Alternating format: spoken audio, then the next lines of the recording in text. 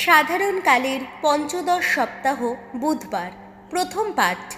প্রবক্তা ঈশায়ার গ্রন্থ 10 অধ্যায় পদ সংখ্যা 5 থেকে 7 এবং 13 থেকে 16।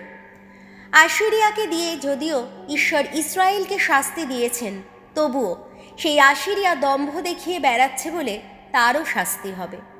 ভগবান এই কথা বলছেন, হায় রে আশিরিয়া, আমার ক্রোধের বেত, হায় রে। তার হাতে ওই যে লগুর, সে তো আমারই রুদ্র রোষ। ওই আশিরিয়াকে আমি এখন পাঠাচ্ছি একটা অধর্মী জাতির বিরুদ্ধে। তাকে এখন যেতে বলছি সেই দেশেরই মানুষের বিরুদ্ধে, আমার আক্রোশের পাত্র যারা। তাকে বলছি আমি, সে যেন লুটে নিয়ে যায়, সব কিছুই কেড়ে নিয়ে যায়। সে যেন ওই দেশের যত লোককে পথের কাদার মতোই মারিয়ে দিয়ে যায়। কিন্তু আশিরিয়ার উদ্দেশ্যে তেমন তো নয়, তার মনের অভিপ্রায় তেমন তো নয়। সে মনে মনে শুধু চায় ধ্বংস করতে, জাতির পর জাতির উচ্ছেদ ঘটাতে। সে তো এই কথাই বলছে, ওই সব যা কিছু করেছি আমি, করেছি নিজেরই বাহু বলে, নিজেরই বুদ্ধি বিচারে। আমি তো বিচক্ষণ মানুষ। যত জাতির দেশের সীমানা আমি মুছেই দিয়েছি, লুট করে এনেছি তাদের সঞ্চিত সম্পদ। সিংহাসনে বসেছিল যারা, আমি শক্তিমান মানুষেরই মতো তাদের নামিয়ে দিয়েছি। হাত বাড়িয়ে অন্যান্য জাতির অর্থ সম্পদ পাখির বাসারই মতো খুঁজে পেয়েছি আমি। কেউ যেমন পড়ে থাকা ডিমগুলোকে কুড়িয়ে নিয়ে আসে, আমিও তেমনি গোটা জগৎকে হাতের মুঠোয় এনেছি। কই একটা পাখাও তো নড়েনি তখন, একটা ঠোঁটও তো খোলেনি তখন, কোনো কিচমিচ শব্দ শোনা যায়নি কোথাও। যে কুড়ুল দিয়ে কেউ কোনো কিছু কাটে, কুড়ুলটা সেই তারই বিরুদ্ধে করে কি আস্ফালন।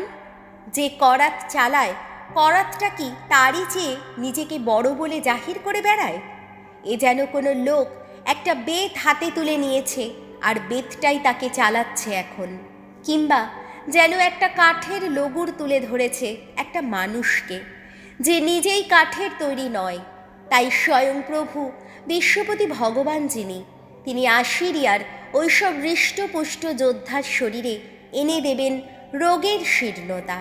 তখন আশিরিয়ার গরিমার তলায় তলায় জ্বলতে থাকবে যেন তীব্র কোনো জ্বালা, যেন আগুনেরই জ্বালা। প্রভুর বাণী, শাম সঙ্গীত, ধুয়ো।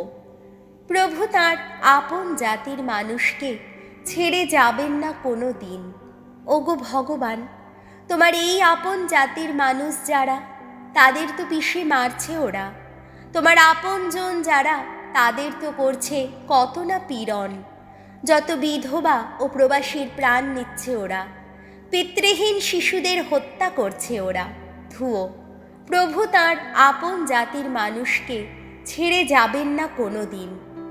ওরা কিনা ভাবে ভগবান কোনো কিছু দেখতেই পান না। যাকবের ঈশ্বর তো এই সব কিছু গ্রাহ্যই করেন না।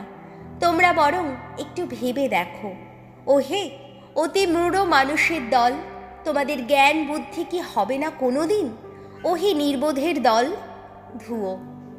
প্রভু তার আপন জাতির মানুষকে ছেড়ে যাবেন না কোনো দিন। মানুষের কান বসিয়েছেন যিনি, তিনি কি নিজেই বধির হতে পারেন? চোখ গড়ে তুলেছেন যিনি, তিনি কি নিজেই অন্ধ হতে পারেন? যত বিজাতিকে শাসনে আনেন যিনি, শাস্তি দেওয়ার ক্ষমতা তার নেই, এ কখনো হতে পারে কি? ধুয়ো। প্রভু তার আপন জাতির মানুষকে ছেড়ে যাবেন না কোনো দিন। আপন জাতির মানুষ যারা, ভগবান তাদের তো পরিত্যাগ করবেন না কখনো। তার আপনজন যারা, কখনো তাদের ছেড়ে যাবেন না তিনি। মানুষের বিচার আবার হবে ন্যায় ধর্ম নীতিতে। সত্যপ্রাণ সকলেই সে বিচার সমর্থন করবে তখন। ধুয়ো। প্রভু তার আপন জাতির মানুষকে ছেড়ে যাবেন না কোনো দিন। বাণী বন্দনা। জয় জয় প্রভুর জয়, জয় জয় প্রভুর জয়, জয় জয় প্রভুর জয়। হে পিতা, তোমায় বন্দনা করি আমি। ঐশ্য রাজ্যের মর্মবাণী প্রকাশ করেছ তুমি শিশুর মতো সরল হৃদয় যার, সেই মানুষেরই কাছে। জয় জয় প্রভুর জয়, জয় জয় প্রভুর জয়, জয় জয় প্রভুর জয়। মথি রচিত মঙ্গল সমাচার 11 অধ্যায়, পদ সংখ্যা 25 থেকে 27। শিশুর মতো সরল হৃদয় যারা, তাদেরই কাছে প্রকাশিত হয় ঐশ্ববাণীর মর্মার্থ। একদিন যিশু এই কথা বললেন, হে পিতা, হে স্বর্গমর্তেই প্রভু, আমি তোমার বন্দনা করি, কারণ স্বর্গরাজ্যের এই সমস্ত কথা তুমি জ্ঞানী ও বুদ্ধিমান লোকদের কাছে গোপন রেখেছ আর প্রকাশ করেছ নিতান্ত শিশুদেরই কাছে। হ্যাঁ পিতা, এই তো তুমি চেয়েছিলে, এতেই ছিল তোমার আনন্দ। যিশু বলে চললেন, আমার পিতা আমারই হাতে সমস্ত কিছু তুলে দিয়েছেন। পিতা ছাড়া আর কেহই পুত্রকে জানে না, আবার পিতাকেও কেউই জানে না শুধু পুত্র ছাড়া, আর পুত্র নিজেই যাদের কাছে পিতাকে প্রকাশ করতে চায় তারা ছাড়া। প্রভু যিশুর মঙ্গল সমাচার।